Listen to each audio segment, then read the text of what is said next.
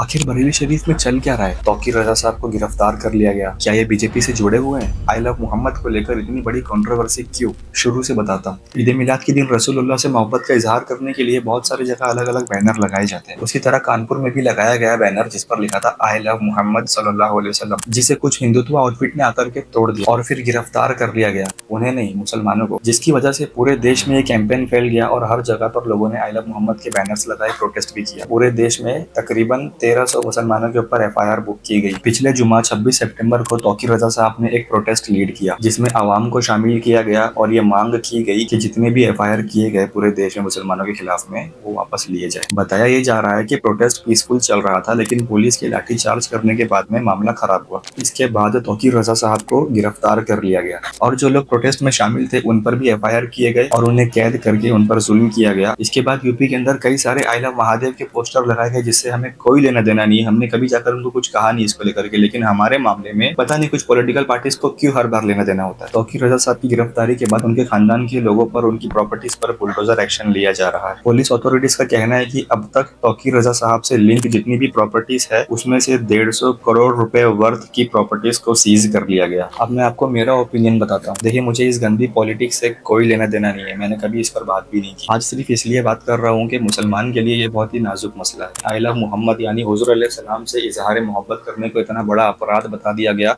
कि बरेली की जमीन पर अभी सैकड़ों की तादाद में लेडीज पुलिस को तैनात किया गया। 48 आवर्स के लिए उनके इंटरनेट और ब्रॉडबैंड सर्विसेज और एसएमएस सर्विसेज को बंद किया गया। क्या कोई बहुत बड़ा आतंकवादी हमला होने वाला है? और मीडिया वाले ऐसे टर्म्स यूज कर रहे हैं कि इसके पीछे मास्टरमाइंड कौन, यानी इसको इतना बड़ा अपराध बताया जा रहा है कि मुसलमान के दिल में खौफ आए और वो अपने नबी से प्यार का इजहार करना बंद कर। तो मेरा इस पे ये कहना है कि बहुत बड़े से बड़े जालिम बादशाह इस दुनिया में आए, आकर चले गए। आज जो जालिम बादशाह है उनको भी कल जाना है, लेकिन मेरे आका का नाम कल भी था, आज भी है और इंशाअल्लाह ता क़यामत जब तक ये दुनिया बाकी है तब तक रहेगा। हुजूर अलैहि सलाम की नामूस पर पहरा देने के लिए आज भी उनके गुलाम जिंदा है। ये एक जान क्या है, अगर हो करोड़ हो या रसूल अल्लाह, तेरे नाम पर वारा करूं मैं, खाक हो जाए दुश्मन जलकर, मगर हम तो रजा, दम में जब तक दम है जिक्र उनका सुनाते जाएंगे। लब्बैक या रसूल।